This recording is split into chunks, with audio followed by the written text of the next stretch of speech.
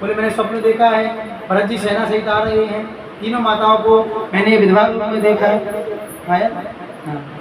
तीसरा भरत जी को देख ही रात भयानक सपना, जाग कर कटकोट कल्पना। नहीं जा रहे ना? चौथा सपने बानर लंका जारी, सपने बानर लंका जारी। वो जात धार से दास हमारी, जात धार से हमारी। वो सपने बानर लंका जारी, सपने बानर लंका जारी। 4 स्वप्न बताए मैंने, 5 मत बताना मुझे आप। ठीक है बाबू जी, 5 आप बता, 4 हमने बता दिए। अब तो महाराज बोले क्या कहा है स्वप्न चौपाई में आ गया।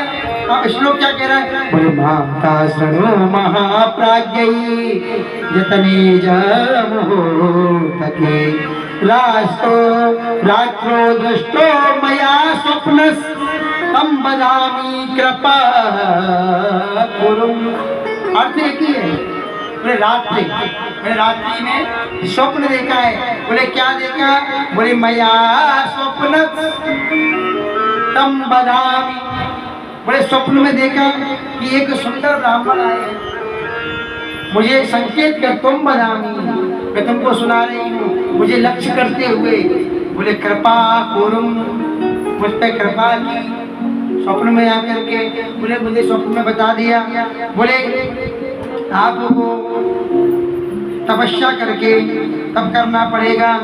और मैंने नगर में बड़े सुंदर कोई साधु पधारे हैं, ब्राह्मण पधारे हैं, आप जाएं और उन ब्राह्मण की सेवा करें। ये स्वप्न यही तो सेवा नहीं ब्राह्मण की, लेकिन मानस में पूरा नहीं है, इसमें पूरा है। अब तो महाराज स्पष्ट किया। बोले मैंने स्वप्न देखा है कि कोई ब्राह्मण आए हैं हमारे नगर में, हमें उनकी सेवा करनी है, क्योंकि उनकी सेवा करने से हमें शिव की भक्ति प्राप्त होगी और हमें तपस्या करने का एक तरीका प्राप्त होगा। उनके दर्शन से साक्षात शिव का दर्शन प्राप्त होगा। अब तो महाराज जैसी पार्वती ने स्वप्न बताया, हिमालय ने कहा हाँ संकेत तो मुझे भी हुआ है, तो क्यों ना। बोले ऐसा ही संकेत मुझे हुआ है, मुझे भी लगता है कि बिटिया जो कह रही है बिल्कुल सत्य कह रही है, तो क्यों ना चले। लेकिन ये स्वप्न नहीं था। अच्छा 4 स्वप्नों के बारे में मैंने आपको बताया था। एक बात बताना कि चारों सपने झूठे हुए या सच हुए थे? चारों सच हुए ना? इसीलिए क्योंकि ये ब्रह्म मुहूर्त का सपना था। चारों ही सपने ब्रह्म मुहूर्त के हैं। तभी तो कहते हैं ब्रह्म मुहूर्त में आया हुआ सपना हमेशा सच होता है। अब कुछ सपने गड़बड़ हो जाते हैं, जो 8 बजे उठ के कहते हैं हमने सुबह वाला स्वप्न देखा है। भैया 8 बजे वाला सपना सत्य नहीं होता। अरे हमारे चेला पीछे पड़ गया, हमारे श्याम जी कथा चल रही थी। बोले गुरुजी कल आपने बोला प्रातः काल का सपना सत्य होता है। मैंने कहा हाँ होता है। बोले गुरुजी मैंने परसों स्वप्न देखा था। बोले क्या? बोले मुझे किसी ने 10 लाख रुपए दिए हैं, लेकिन मेरा स्वप्न सच नहीं हुआ। मैं बेटा शास्त्र तो मिथ्या नहीं हो सकते, शास्त्र तो गलत हो नहीं सकते, शास्त्र तो शास्त्र है भाई। तो बोले मैंने की शंका की, हम भी चक्कर में पड़ गए।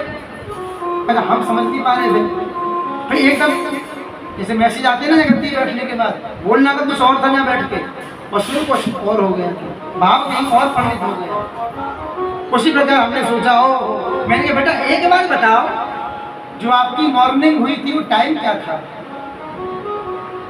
बोले गुरुजी ज्यादा नहीं 10:30 बज रहे थे उस समय। हाँ मैंने कहा इसीलिए तुम्हारा स्वप्न अभी 1 साल बाद पूरा होगा बेटा। बोले क्यों गुरुजी ऐसा क्यों? मैंने कि 4 से 6 के समय यदि स्वप्न देखते तो कल ही पूरा हो जाता। और बताते हैं उसके बाद यदि स्वप्न देखो तो साल भर में पूरा होता है। अब बेटा साल भर प्रतीक्षा करें, शायद ब्रह्म मुहूर्त में स्वप्न आ जाए। है कि नहीं? तो क्या करें अब भाई, तो 10:30 बजे जग करके कह रहे हो हमने स्वप्न देखा ब्रह्म मुहूर्त का। पहले ब्रह्म मुहूर्त 4 से 6 तक होते थे, आजकल का ब्रह्म मुहूर्त जो है ना वो 8 बजे के बाद शुरू होता है। बोलो राधे राधे। कोई व्यक्ति 10 बजे जगने वाला हो, यदि वो 7 बजे जग जाए तो महाराज पूरे घर में ऐसा आनंद रहता है कि आज हम 7 बजे जगे, जल्दी जगे, सुबह सुबह जग गए। वाह क्या बाबू जी, ये बात है राधे राधे बोल दो एक बार, राधे राधे। अच्छा मेरा ने वो समझाया, स्वप्न आया तो हिमालय पुत्री को लेके पहुंचे और भोलेनाथ के समीप पहुंचे।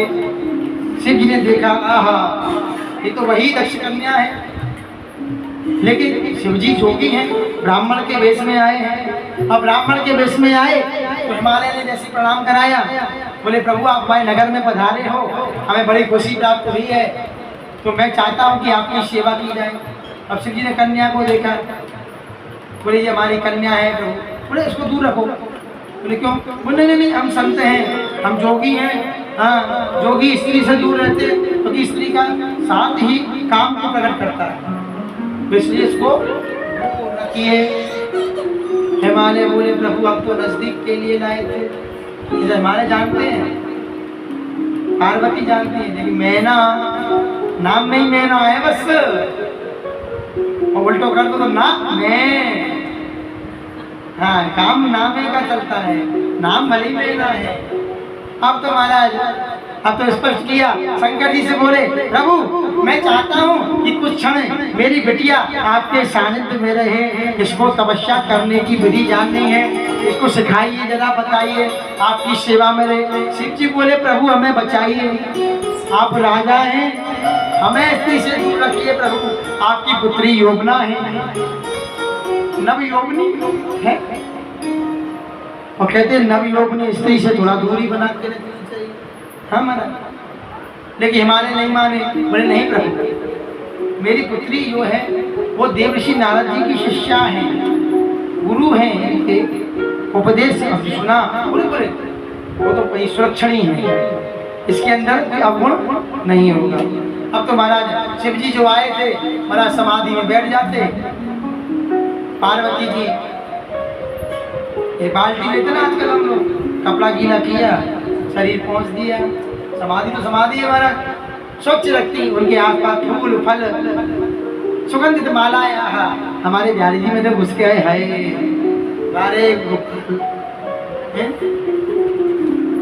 यहाँ तो खुशबू को तरस रहे, वहाँ खुशबू बरस रही है। कहीं तो कमल की आ रही है, रजनीगंधा वो वाला नहीं, वो वाला फूल वाला रजनीगंधा, और तक वो आते हैं कली, कली खुशबू बड़ी प्यारी आती है, ऐसे सुगंधित पुष्पों में महक रहे हैं, फूलों में सज रहे हैं वृंदावन बिहारी। और महाराज सुगंधित पुष्प रखे, नाना प्रकार से सेवा की, पूजा सेवा करने के बाद शिव जी का ध्यान किया। शिव जी की समाधि खुली, बहुत वर्ष व्यतीत हो गए, समाधि खुली तो शिव जी ने देखा कि कन्या सेवा में है। ओहो, शिव जी को मालूम तो था कि हमारी पत्नी बनने वाली वो यही है, लेकिन परीक्षा तो लेनी पड़ेगी ना। अच्छा देखो पत्नी की परीक्षा क्यों लेती है? पत्नी की परीक्षा दुख में होती है सुख में? सुख में। तो वही तो शंकर जी लेने आए थे, वही तपस्या लगा के बैठ जाओ, नाना दूना के काम चक्कर छोड़ो, साल भर बैठो, देखे कितनी सेवा करेंगे, और पूरा शरीर स्वच्छ जैसे रखती थी, बिल्कुल जैसे हम लोग शिव जी पे अभिषेक करते हैं, शुद्ध बाला सर्व शुद्ध बाला पंचामृत मयानी चक है, अभी सुगंधिम द्रव्यम समर्पयामि इत्रम सुगंधिम गंधद्वाराम राजर्षाम गंध है चमक के रखते हैं। और सेंट लिया, थोड़ा सा इत्र लिया और चकाचक लिए शिवलिंग पे करते ना, ऐसे ही करती थी पार्वती जी। ये सिखाया तो हमें उन्होंने नहीं है, पूरा स्वच्छ रखती थी। अच्छा कोई व्यक्ति स्नान ना करे सालों तक, उसके शरीर में बदबू नहीं आए तो क्या करोगे उसके लिए? करोगे ना? हाँ स्प्रे सेंट लगाओगे नहीं लगाओगे? बहुत से लोग जहाँ पानी की व्यवस्था नहीं है वहाँ लोग क्या करते हैं, एक यो मारा एक यो मारा, चल भैया नौकरी पर, हो गया स्नान। जल स्नान तो वहाँ है नहीं, बस सेंट स्नान चलता है, खाली शरीर से बदबू नहीं, दुर्गंध नहीं आनी चाहिए बस। तो भैया शिव जी का सेवा की, शिव जी प्रसन्न हुए, वरदान मांगने को कहा। और पार्वती क्या वरदान मांगेंगे, बोले मुझे तो शिव पति रूप में मिले, बोले तथास्तु, जिनसे विवाह होना है उन्हीं से वरदान प्राप्त किया। बोले अद्य प्रभूति नायातु कोपी ना गंगावतरणम, बोले जो गंगा को धारण करने वाले हैं, कोपी धारण करने वाले हैं। बोले मया रूपा स्मृता नारी, नारी को माया रूप बताया शिव जी ने खुद स्पष्ट कहते हैं। बोले पत्याहम कुरु में सेवा मनीषिद्धा सुभाषिणी, बोले आपने मेरी सेवा की, प्रत्यहम कुरु में सेवा, आपने प्रत्यक्ष मेरी सेवा की। बोले मनीषिद्धा सुभाषिणी, ये सुभाषिनी आपके मन ही, इसमें देखो श्लोक है मन ही सिद्धा, इसको थोड़ा व्याकरण से करें, मन ही सिद्धा, जो तुम्हारे मन में सिद्धि प्राप्त करने का विचार है। हाँ अचल ओ हे आई बात तुम्हारा, अचल हो रे आई बात तुम्हारा, जब लग जंग जमन जलधारा, जब लग गंग जमन जलधारा। ऐसा लग रहा ब्याह कर ली होगा बाबू जी, कोई बात नहीं, आज कन्यादान कर लो, कल फिर कर लियो, डबल कर लियो, क्या दिक्कत है। आज कन्यादान आज कर लियो, कल फिर ले आओ, आज सगाई को कर लियो, नहीं ठीक है तो कल कर लियो, हमें दिक्कत है। हम सोच रहे लिया है तो डबल डबल करवा लें, अच्छी हमू ले जाए, बोलो राधे राधे, ब्रजवासी है, बात को बरोबर मानिए भाई, और बुरो मान जाओ तो मेरे का बिगाड़ होगा। तो समझा को कथा भाई तुरंत भगना मेरा को नहीं, बोलो राधे राधे। अब तो महाराज यहाँ सेवा की है, वरदान मिल गया।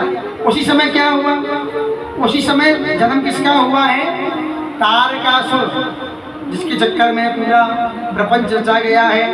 वो तारक असुर भय होते ही काला, तारक असुर भय होते ही काला, भुज प्रताप बल तेज विशाला, भुज प्रताप बल तेज प्रकाशा, भुज प्रताप बल तेज विशाला। तारक असुर भयो ते ही काला, उसी समय कौन हुआ, तारक नाम का असुर, तारक असुर, उसका नाम था तारक असुर। देखो चौपाई में क्या लिखा है, तारक असुर। अब पूरा बोलो एक साथ, तारक असुर। यहाँ बाबा तुलसीदास जी ने आपको स्पष्ट दिखाया है, और नाम बोलोगे तो स्पष्ट नहीं आ रहा, बोल के देखो, तारक, हाँ जी बेशक बोलो, तारक असुर, अलग हो गए, आंख को अलग कर दिया। अब बोलो तारकासुर, वो इधर आ गया, था ना, इसमें तो स्पष्ट दिया है नाम तारकासुर, ये बाबा ने संधि कर दी ना, तारक असुर। बोले तारकासुर क्यों नहीं बोला, तो बोले तारका सुर बोलता तो सोचते देवता पैदा हुआ है, समझ गए।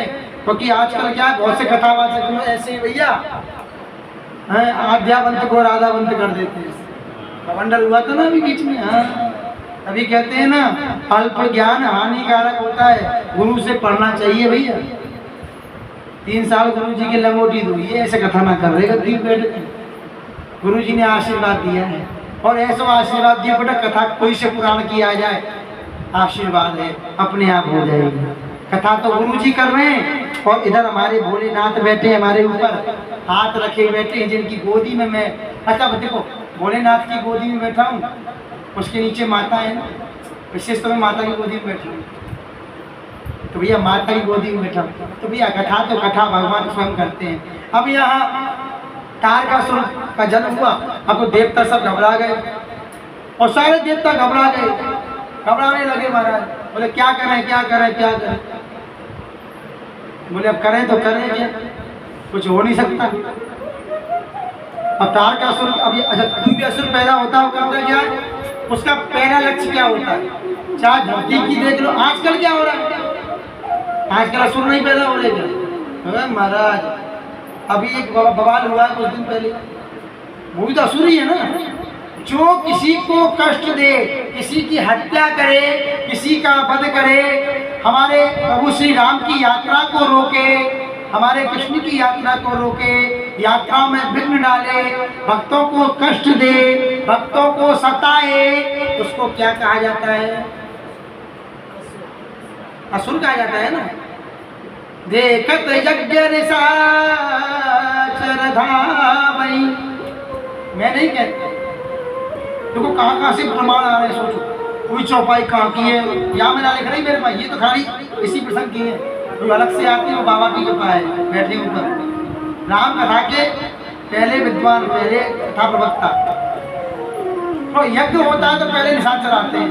अच्छा देखो कोई भी काम कराना, कोई धर्म का काम कराना, कथा भागवत, उसमें कोई ना कोई अड़ंगा जरूर लगाएगा। चाहे तुम्हारा परिवार का ही हो, खास रिश्तेदार हो, पड़ोसी हो, कोई भी हो सकता है, एक्स वाई जेड कोई भी हो सकता है, वो पंगा जरूर करेगा उसका। लेकिन हमको करना क्या है, हमें धर्म में रिश्ता नहीं देखना, ध्यान रखना। धर्म तो धर्म है, धर्म में रिश्तेदारी नहीं चलती। रिश्तेदार तो करो महाराज जी 500 रुपये दे रहे हो तिलक करके, हमने तो कथा कराई 50-50 की देते रोज हम, तुम 50-50 की दो। जिस मान ने 500 की रखी 50 निकाली, इसका मतलब ये मत सोचना मैं इसलिए कह रहा हूँ करते तो मोदी हूँ ना, मेरा भाव ऐसा होता ही नहीं। मेरी कथा में बाबू जी केवल 2 चीज़ रहती हैं, पैसे के लिए आज तक नहीं बोला जीवन में, 4 दिन तुम्हारे सामने आगे कभी नहीं बोलता हूँ। मेरी कथा भी पढ़ी, सुन लेना, यूट्यूब पर बहुत सारी पढ़ी है लाइव। स्पष्ट क्या है, मेरी कथा में केवल 2 चीज़ चाहिए भैया। मैंने आपसे बोला था, एक बात मैंने स्पष्ट बोली थी, कथा में आओ बिना प्रणाम किए, कथा आपने सुनी तो कथा का अधिकार आपको नहीं मिलेगा, फल नहीं मिलेगा।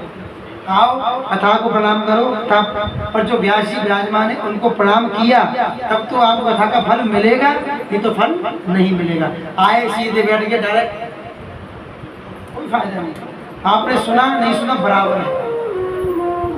हाँ क्योंकि इतने घंटे बैठे तो फिर क्या, ये सब बेकार के तुम्हारे, क्योंकि तुम झुके नहीं, तुम्हारा लोटा भरा हुआ आया।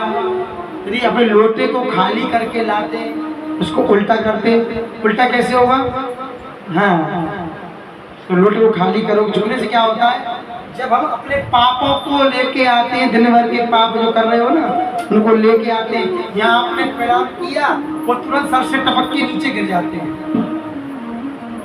कि मेरा मेरा मेरा अपना, वो पाप नीचे गिर जाते हैं। और जब खड़े होते हैं, हमारी आंखें देखती हैं, सीधा पुण्य सवाल होता है। फिर आप बैठ के देखना, जो प्रणाम करके कथा सुनते हैं ना, उनका कथा में मन लगता है। और जो बिना प्रणाम किए कथा सुनते हैं, उनको लगता है कि कब 6:30 बजे। सत्य बता रहा हूँ, आपकी बहुत कथा है, आनंद लेके स्वांता सुखाए। अपने लिए कथा करो, जिस्मान को रिझाने के लिए नहीं, पब्लिक को रिझाने के लिए कथा नहीं की जाती। आजकल लोग जनता को रिझाने के लिए कथा कर रहे हैं। अब रिझाने का काम किसका होता है वो मैं अब स्पष्ट नहीं बोल सकता, क्योंकि वीडियो है, ये डालनी भी पड़ेगी। समझदार आप सब हो। दूसरे को कौन रिझाता है, गणिका। हम गुरु से गणका बनते जा रहे हैं।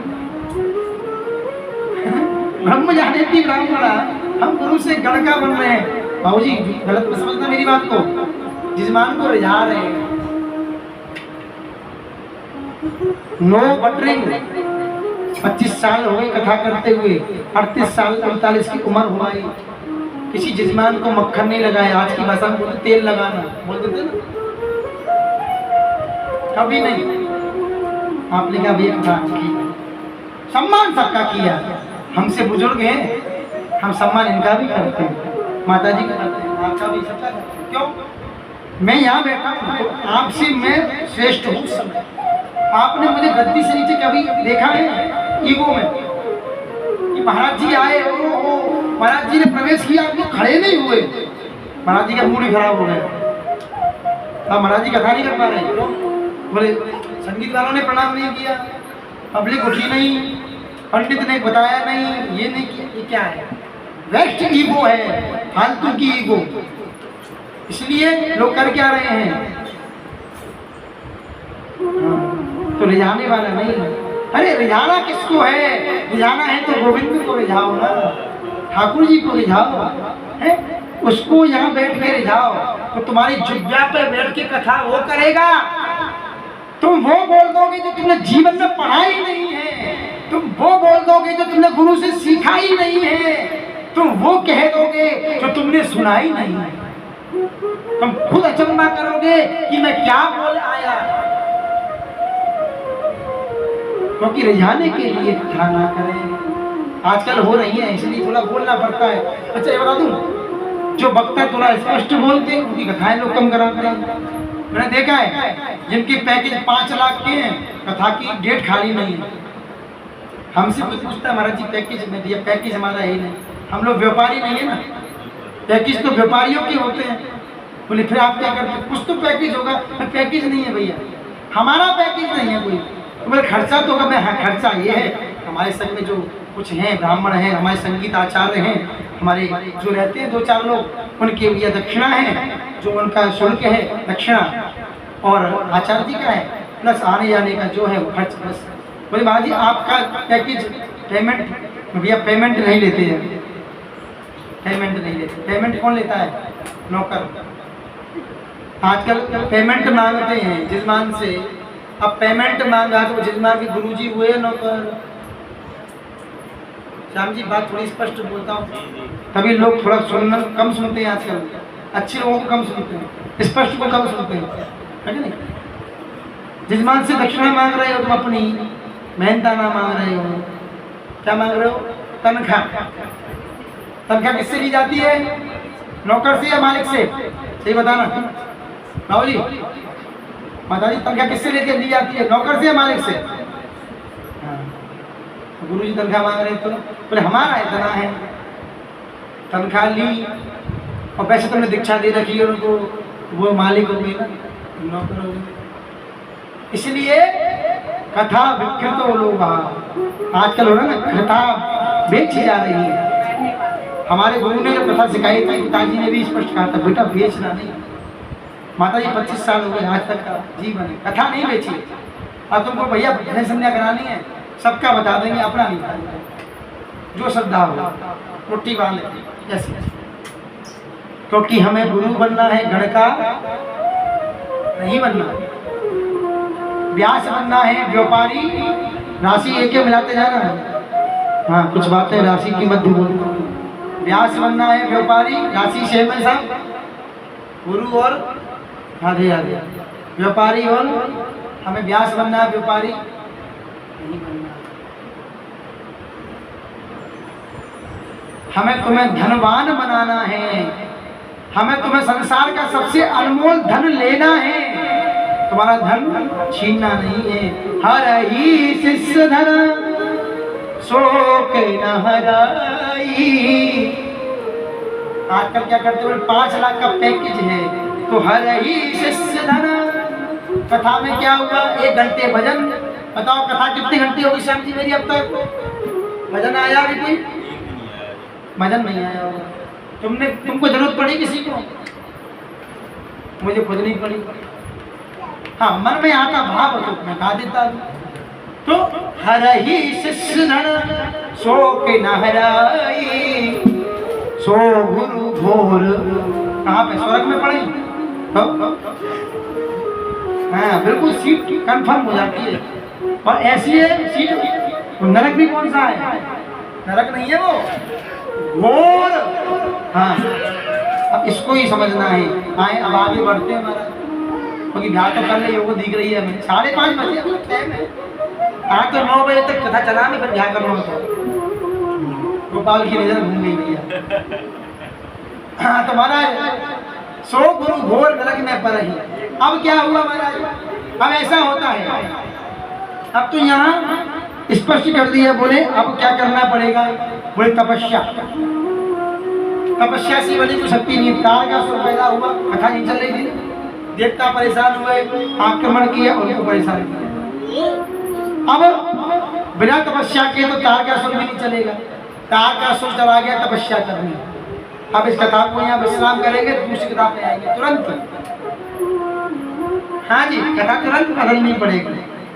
अब यहाँ क्या करेंगे, तार का सुर तपस्या कर रहे हैं, यहाँ पार्वती भी तपस्या कर रही है, दोनों तपस्या कर रहे हैं। और यह तारकासुर तपस्या कर रहा है। तारकासुर का जन्म कैसे हुआ, थोड़ा इस पर पर्दा उठाते हैं थोड़ा सा, क्योंकि तारकासुर आया कैसे।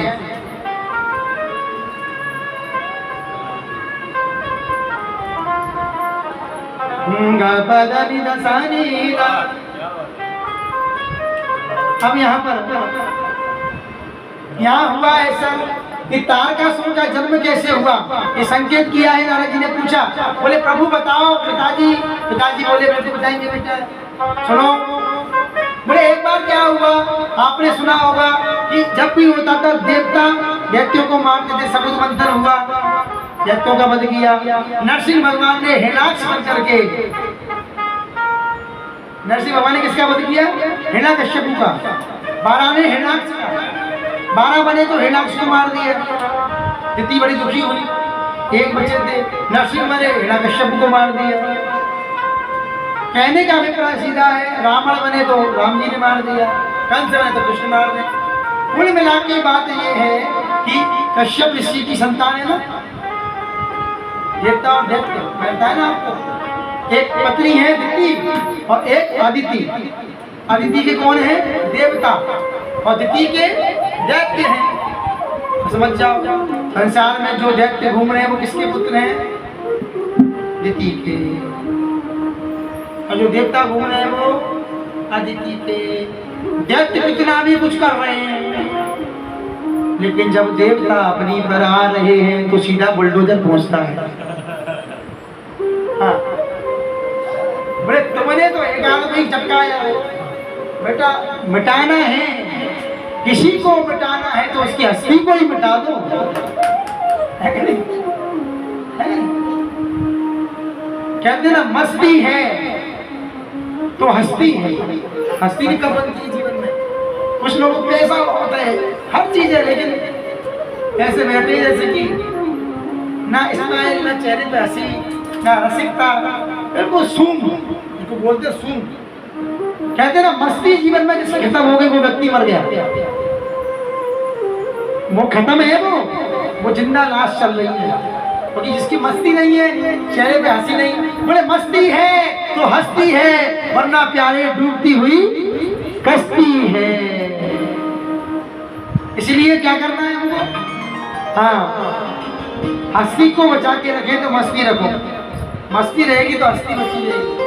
हम यहाँ आया, यह तपस्या की है। तारकासुर का जन्म हुआ, क्यों हुआ, क्योंकि दिति घबरा गई, बार बार बोले मेरे पुत्रों पर ही कष्ट आता है।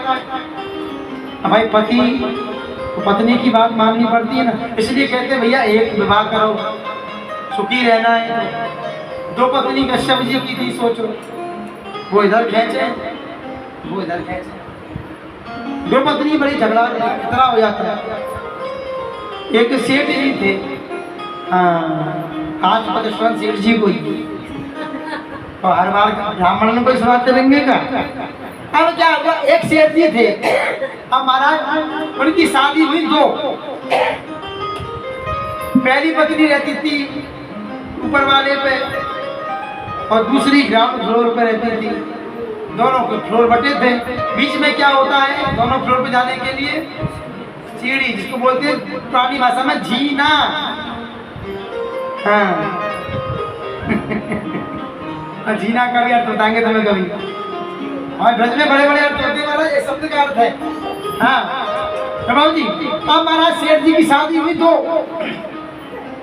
अच्छा, अब सेठ जी के यहाँ क्या होता है, सेठ जी दोनों एक बार यहाँ रुकते, एक बार वहाँ रुकते, दिन यहाँ तो रात वहाँ, रात यहाँ तो दिन वहाँ, ये टाइम टेबल बनाते। और क्या, 4 पैर में 2 पैर दुकान पे, 2 पैर ऊपर नीचे, हो गए 4 पैर। 4 पैर से आती अष्टांग करते नहीं थे। राधे राधे। अब महाराज, अब सेठ जी क्या हुआ, सेठ जी आए घर पे। अब सेठ जी आए तो वो कहे मैंने चाय बनाई है, मैंने कॉफी बनाई है, चक्कर पड़ जाता किसकी। तो सेठ जी ने क्या किया, जीना में बैठ गए बीच में, क्योंकि वो टाइम ऐसा है कि दिन का टाइम है, उसके बाद जाना है। अब ऊपर गया तो वो गुस्सा, बीच जीने पे सीढ़ी पे बैठ गए, बोले चाय, बोले तुम ऊपर क्यों गए, बोले नहीं देवी मैं ऊपर नहीं गया। अरे तुम ऊपर के चाय लेके आए हो, बोले गौर से देखो मैं बीच सीढ़ी पर हूँ। तो मैं याद है कथा नरसिंह भगवान की, क्या कहा था, वो देवी इसलिए मैं ऊपर हूँ, मैं कहा हूँ बीच सीढ़ी पर। हाँ देवी नहीं है, सीढ़ी बीचों बीच बैठ गए, इधर से कॉफी इधर से चाय। अग्रम बुद्धि बाणिया, अच्छा यहाँ तो बढ़िया तो अरे भूल गया भाई जजमानी कैसे है। हाँ अग्रम बुद्धि, भाव जी मैं नहीं कहता, अग्रम बुद्धि बाणिया, मध्यम बुद्धि जाट, और तुर्क बुद्धि तुर्कणा।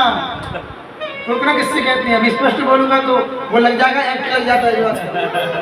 हाँ ये लंगर हो रहे, समस्या हो गई, कनामाचमों की बोल नहीं पाते, जो बाल दाढ़ी काटते हैं उसको बोलते हैं तुर्कणा, समझ गए।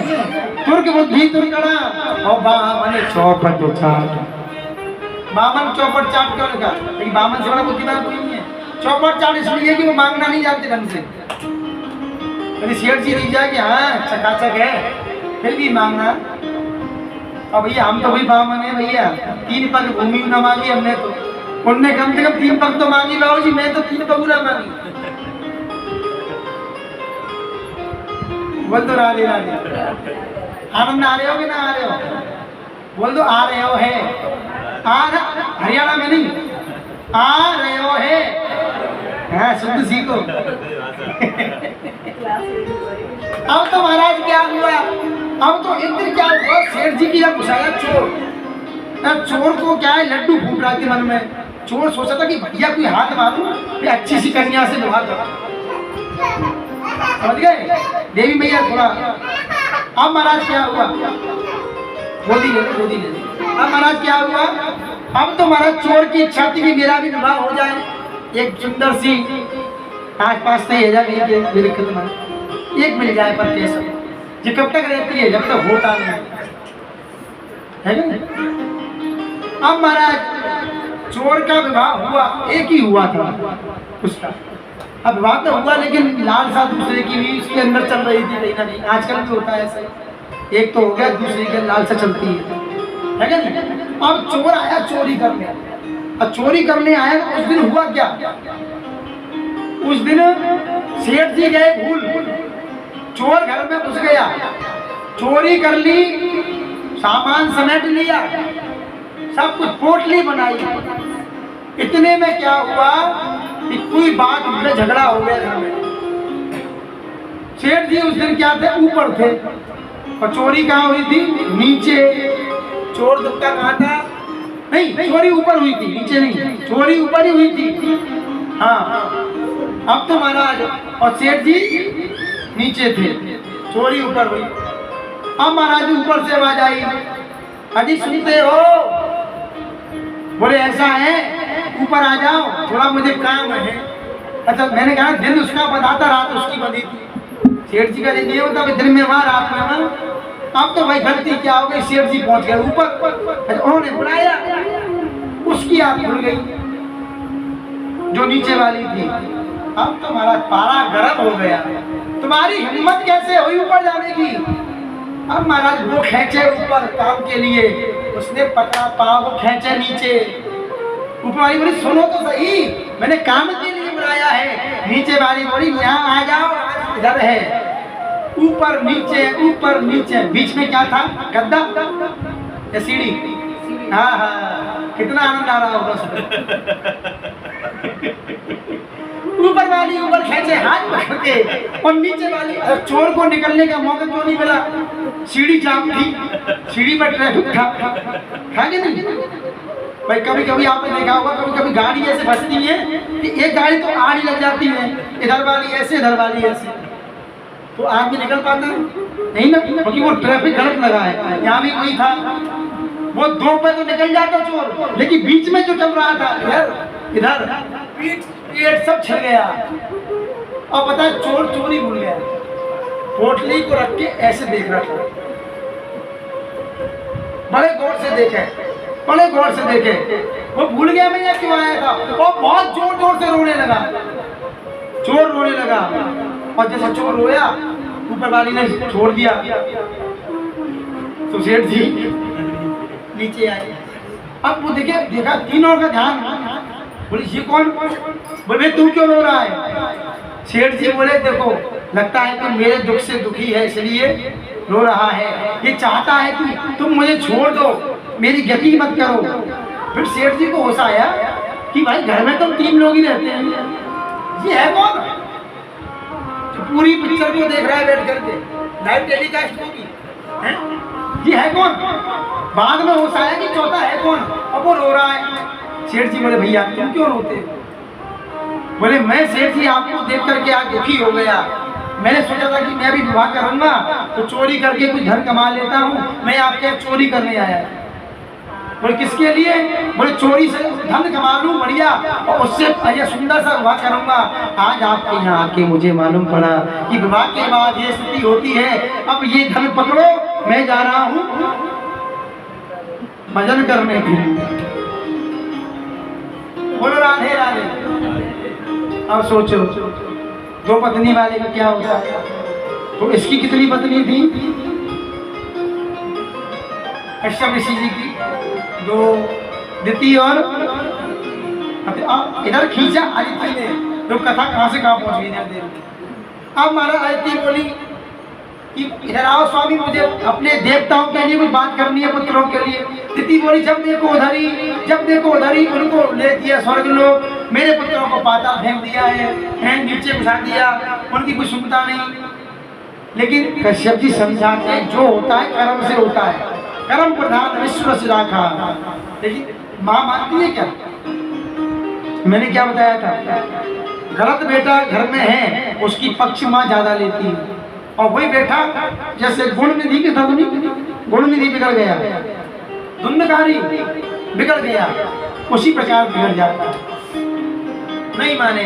कश्यप ऋषि ने उपाय बताया, बोले एक काम करो, तो मैं एक व्रत करना पड़ेगा, इस व्रत से तुम्हारे बड़े सुंदर पुत्र होंगे, बोले तुम गर्भवती होगी और तुम्हें बड़ा सुंदर पुत्र पैदा होगा जो देवताओं को पराजित करेगा। बोले व्रत करना है। बोले व्रत में मुंह झूठा सोना नहीं है, इसको पुंसवन व्रत भी बोला जाता है। बोले झूठे मुंह सोना नहीं है, हाथ पैर धुल के सोना है, जाप करते रहना है। अब तो महाराज दिति रोज सोती, इंद्र को खटका हो गया, इनके पेट में गर्भ आ चुका है, अब क्या करें भाई? बोले ये बड़ा हुआ तो हमें मारेगा। इंद्र आया, मौसी जी, मौसी तो लगी, ताई लगी, मौसी सही बता रहा मैं, क्योंकि 2 पत्नियां मैंने देखी नहीं घर में आज तक, तो दूसरी कौन लगी?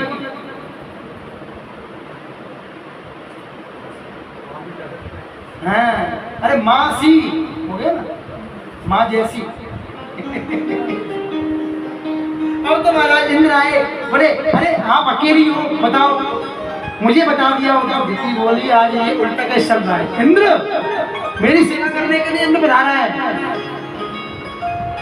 यदि कोई खल तुम्हारी प्रशंसा करे, कोई खल तुमसे मीठा बोल रहा हो, बहुत सावधान रहना उससे, बहुत बड़ा बात करेगा तुम्हारे ऊपर, ये सावधान रहना। कोई तुमसे ज्यादा मीठा बोले समझ जाना। देखो मैं नहीं कहता, मानस की चौपाई कहती है, सच वेद गुरु तीन जो और प्रिय बोले बेहास,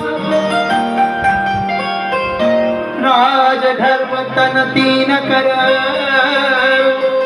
होई बेगही नास, होई बेगही नास। बदनी दसानी दा,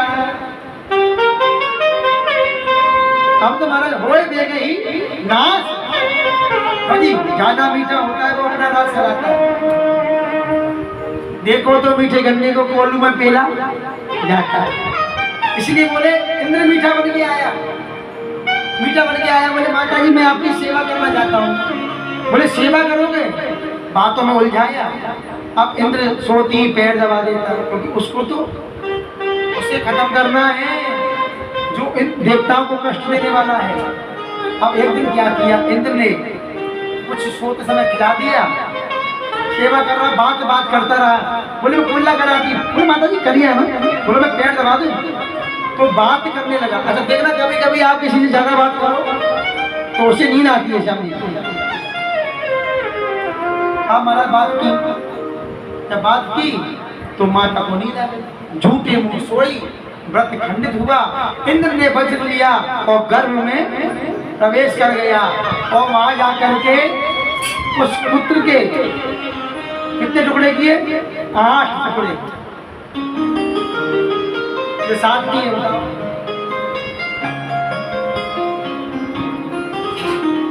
टुकड़े कर दिए। और टुकड़े करने के बाद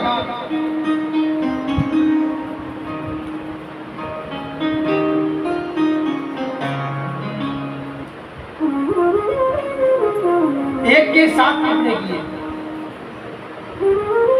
एक के 7 टुकड़े करने के बाद इंद्र ने देखा कि वो सभी हाथ जोड़ रहे हैं। बोले भैया हमें क्यों मारते हो, हमने क्या बिगाड़ा है? इंद्र बोला तो ये 7 हो गए, पहले तो एक ही था। फिर 7 के 7 टुकड़े किए। 7 को पहाड़ों बोलो। 7 एकम 7, 7 दूनी 14, 7 3 21, ना बोलो 7 चौक 28, 7 पंजे 35, 7 6। वही तो गणित चल रहा है, गणित पूरा लगा। 7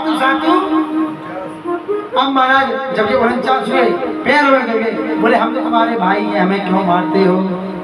बोले भाई बन के रहोगे? बोले ठीक है। तो बोले ठीक है, हम भी तुम्हें देवों की उपाधि देते हैं। बोले क्या? बोले आज से तुम हमारे बादल पानी वाला काम संभालोगे देवताओं में। इसको बोलते हैं क्या समझी? जलगड़िया। जलगड़िया बोलते हैं पानी वाला, पानी पिलाने वाले। हाँ बोले बदल कर बना दिया। बोले सेवा भी दी, देवता बनाया जरूर था, लेकिन कैटेगरी क्या दी? बोले पानी वाला काम संभालोगे। हाँ इसको कॉमन भाषा में कहते हैं वेटर। भाई बाबू जी ये सही है। लेकिन क्या?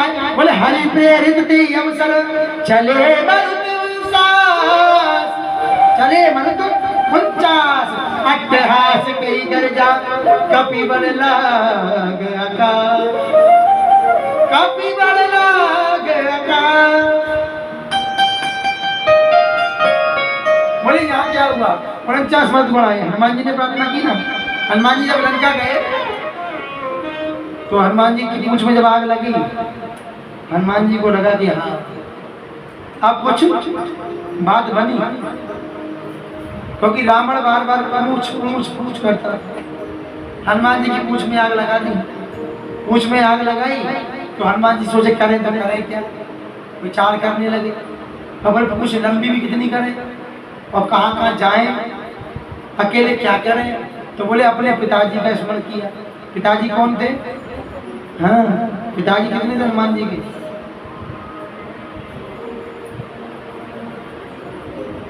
हाँ चक्कर पड़ जाता है कहीं। चलो हम बता देते हैं। शंकर सुवन पहले पिता, केसरी नयन पवन तने बल पवन समाना। कितने हो गए? चौथे आप बताओ।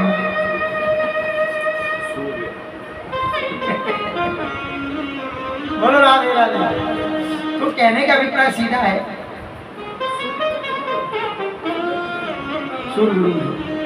हमारा यहाँ स्पष्ट कर दिया।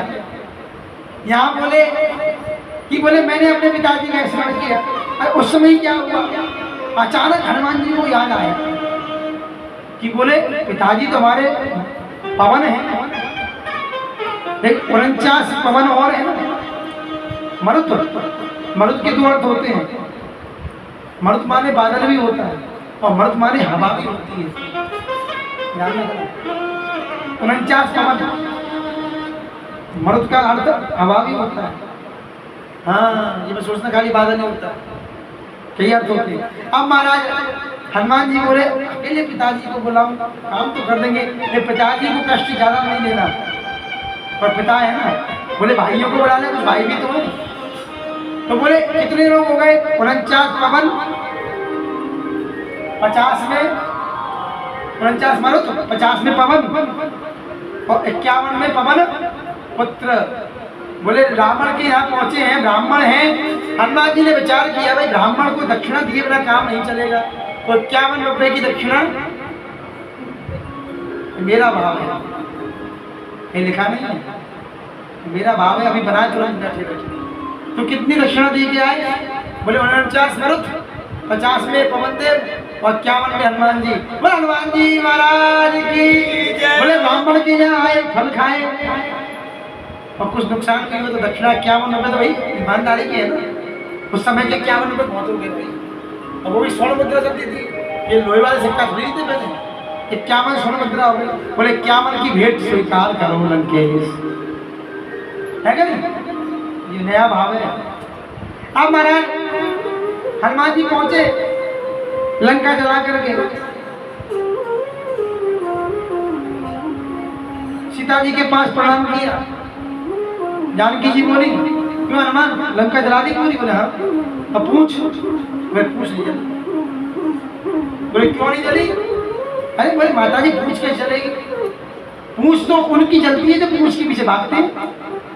बोले लंका जला के जली भी नहीं, हनुमंत विचित्र है पूछ तुम्हारी, कौन सा जादू है इसमें भरा, पूछती है मिथिलेश कुमारी। हाथ जोड़े हनुमान जी ने, कहे कपीश ही राघव आगे है, राघव कहाँ है, ही राघव आगे है, पीछे है पूछ, रहस्य है बारी। अरे बानर को भला पूछता कौन, श्री राम के पीछे है पूछ हमारी, श्री राम के पीछे है पूछ हमारी। बोले राम जी हैं तभी तो बानर को पूछता है, वरना कौन पूछता है। पूछ दो प्रकार की होती है, बंदर वाली पूछ, एक बोले हम गए मैं पूछा नहीं, हमें पूछा नहीं। अच्छा बंदर वाली पूछ भी सी ठीक है, लेकिन ये वाली पूछ बड़ी खतरनाक है। पूछा नहीं, तेरे बाप ने नहीं पूछा, तेरे भैया ने नहीं पूछा, तेरी भाभी ने नहीं, जहाँ जगह पूछ, तो कि पूछ के पीछे भाग हो गए तो गड़बड़ हो जाएगा, है कि नहीं। हनुमान जी बोले राम जी के पीछे भागो, पूछ अपने आप पीछे भगेगी। राम भरोसे जो रहे पर्वत पे हरिया। अब तो महाराज कथा में प्रवेश करें, आगे बढ़ जाते हैं। क्या करें, अब कोई कथा आती है तो फिर वो भाव चला जाता है। मरुत की कथा आई तो तुरंत भाव मानस में प्रवेश कर गए। अब यहाँ के महाराज इंद्र ले गए साथ में, और दिति को बड़ा क्रोध आया। बोली तपा कुरु सुचिर भूत्वा ब्राह्मणाचार्यतं समा चेत भविष्यति तत्पूर्वा भविता ते कुतस्तदा। दोबारा कहा कश्यप जी से, बोले तुम सैकड़ों वर्षों तक कठोर तपस्या करो, तुम्हें विराट पुरुष की प्राप्ति होगी। अब यहाँ बोले विराट पुरुष की प्राप्ति होगी। यहाँ कथा आती है कि वज्रांग की सरलता को देख करके मैंने बालांगी नाम वाली रूपवती कन्या को उत्पन्न किया, और उत्पन्न करने के बाद उसका उपहार में वज्रांग को दे दी। वज्रांग उस सुंदरी बाला को पति रूप में पा करके अत्यंत प्रसन्न हुआ। यहाँ वज्रांग की कथा जो आती है, इसको भी एक पत्नी प्रदान कर दिया। ये कुछ संक्षिप्त कथा है। अब बोले आगे तारकासुर का जन्म हुआ कैसे? बोले दिति कठोर तपस्या कर रही थी, और जब जन्म हुआ तो सुतम देहि स्वामातुर में महाहित करम प्रभो। बोले बलम सुप्रतापम सुसमर्थ तपोनिधि। बोले बड़ा सुंदर बलिष्ठ पुत्र उत्पन्न हुआ। जब बलिष्ठ हुआ तो ऐसा नहीं हुआ, हिरण्याकश्यप की कथा सुनी होगी आपने, पैदा होते ही बढ़ने लगे, ऐसा आज होता है। महाराज साल भर तो बहुत संभाल के रखना पड़े बालक को, 6 महीना बाद गर्दन सदमे में लग जाए, मैया बड़े मुश्किल से संभालती है महाराज बेटे, मैं गर्दन नहीं मोड़ने देती है क्या नहीं। और ये देखो गाय का बछड़ा क्या करता है, पैदा होते ही ना कोई गर्दन साधनी ना कुछ साधनी, और पड्डा जो पड़ा रहे उसको कहते हैं पड़ा। भैंस के बच्चों क्या बोलते हैं शुद्ध भाषा में, पड़ा। पड्डा तो दुनिया बोलती है, शुद्ध नाम है उसका पड़ा। बोले होने के बाद जो पड़ा उसको कहते हैं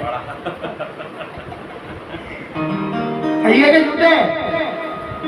और गाय के बछड़ों क्या कहते हैं, बछड़ा। हाँ, इसलिए महाराज भैंस का दूध पीने वाले बच्चे क्या होते हैं, आलसी। बोले गुरुजी बुद्धि शुद्ध नहीं हो रही बच्चे की बुद्धि कमजोर है। बोले कौन सा दूध पिलाते हैं, बोले अमूल दूध पीता है इंडिया। कौन सा दूध पिला रहे हैं, अमूल दूध पीता है इंडिया। अच्छा हमारे बदनाम में क्या बोल देते हैं, तो थैली वाला दूध है ना। हमारे एक मित्र हैं, हमने उनसे कहा मैं कि भैया थोड़ा दूध दे देना एक गिलास। बोले महाराज जी कौन सा चाहिए, वो भोजन अच्छा बनाते हैं, हमारे साथ चलते हैं, कभी कभी बताओ। बोले मैं कि गाय का भैंस का जो भी दे देना, क्या करें। बोले महाराज जी गाय का ठीक था, बुद्धिवर्धक है, भैंस का आपको ज़्यादा देर पटक के रखेगा, आलस्य देगा। तो मैं कि फिर, बोले मेरे पास थैली वाला है, तो मैं ये भी तो किसी का होगा। बोले ये लोहे की भैंस का है, मैं मतलब बोले मशीन का। सही है क्या, मशीन से बनता है ना। सारे सारे को गए रहे, मक्खन खींच लेते उसमें से, क्रीम को भाई थोता दे। अच्छा थोता को वेस्ट नहीं करते, 60 रुपए किलो बिक रहा है, 60 रुपए। और हम बड़े घरों से कहते हैं अमूल दूध पीता है इंडिया। या एक गाय घर में पालो, बच्चे की बुद्धि बढ़ानी है, लाखों रुपए उल्टे सीधे खर्च मत करो। फलाना बॉल बीटा कॉम्प्लेन फलाना बुद्धिवर्धक दवाई, कुछ नहीं होता। शुद्ध देसी घी से बच्चे के तलुए पर बचपन से मालिश करो, बच्चा पैदा हो जब से बच्चे का जन्म हो, अशुद्ध घी लाभ होते तब गांव बारे दूध दिया पकड़ोगे, वो तुम्हें कैसे दे जाए। बोले पीला होता है, ये सुना है हमने, दानेदार होता है, दाना हर घी में होता है। अब पीला करना है, बोलो भैंस का घी में पीला करके दिखाओ तुम्हें 2 मिनट, थोड़ी सी हल्दी का पुट मारो, ऐसा लगे कि बिल्कुल पहाड़ी गैया को गिरी गाय, इसको बोलते हैं गिरी गाय। सबसे अच्छा घी होता है गिरी गाय, देशी गाय और गिरी गाय। उसकी मालिश करो मस्तक पे रगड़ के, फिर देखो आप तो यहाँ बुद्धिवर्धक। देखो कहाँ से कथा कहाँ घूम जाती है 1 मिनट में। तो यहाँ तारकासुर का जन्म हुआ, बढ़ता चला गया, बढ़ने लगा तो पिताजी को प्रणाम किया। अच्छा देखो ऐसे जो व्यक्ति हो ना, जो ऐसे दैत्य होते हैं वो किसकी झोली में गिरते हैं, कौन से देवता की झोली पकड़ते हैं।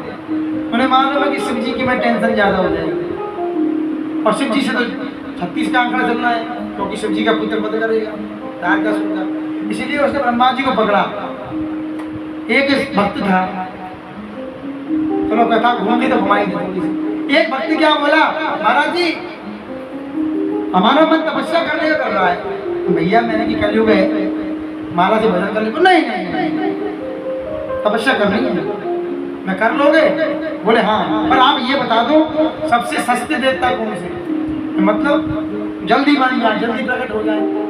मैं देखो भैया खर्चे कम करना है तो शिव जी 1 लोटा जल, सब समस्याओं का मन में हजारों छल, तो कैसे मिलेगा।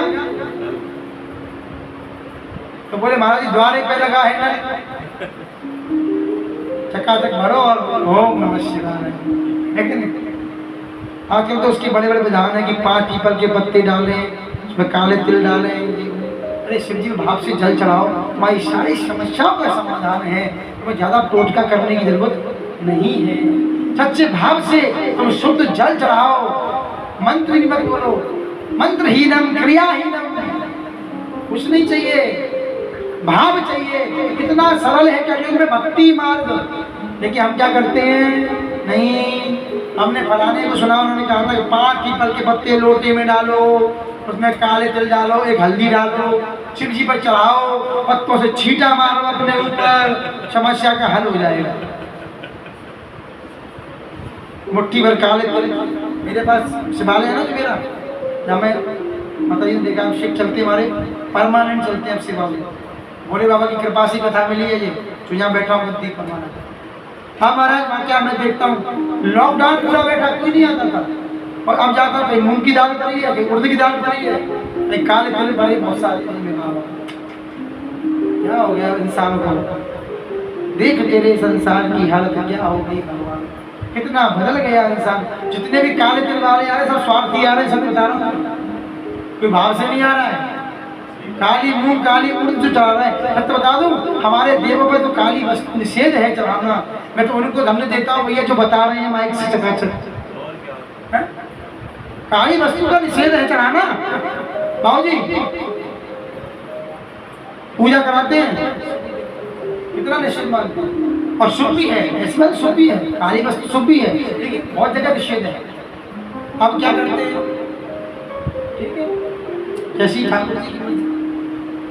और एक बात जानते, जो गलत मार्ग दिखाते हैं वहाँ डेढ़ खाली नहीं मारा, और सही मार्ग दिखाने वालों को पाखंडी कहा जाता है। जमाना बदल गया है, सच्चाई बोलना गुनाह है। जिस मान की बटरिंग करते रहो, समझे, बस कथा लगाता चलती रहेगी, और बटरिंग नहीं की तो घर बैठो। लेकिन सच बता दो, बटरिंग करो तो कन्हैया की करो, भोले बाबा की करो। इसकी बटरिंग कर दी ना महाराज, तो ये उनकी शटरिंग ऐसे बंद करेगा कि वो बटरिंग करना ही भूल जाएंगे। सही है ना? जो ज्यादा जजमानों की बटरिंग करते हैं, जब समय लंबा बढ़ता है तो उनकी शटरिंग भी जब बंद होती है, शटरिंग जानते हो, शटर, हाँ, ना करो बटरिंग, ये तो बंद हो जाएगी शटरिंग। इसलिए भैया ठाकुर जी के भाव में रहो। और यहाँ तारकासुर का जन्म हुआ, तपस्या के लिए चला गया, तपस्या की है, ब्रह्मा जी प्रसन्न हुए, वरदान मांगा। इधर पार्वती तपस्या कर रही है, तपस्या के लिए पार्वती जी पहुंची। हाँ, एक बड़ा सुंदर पद गाएंगे,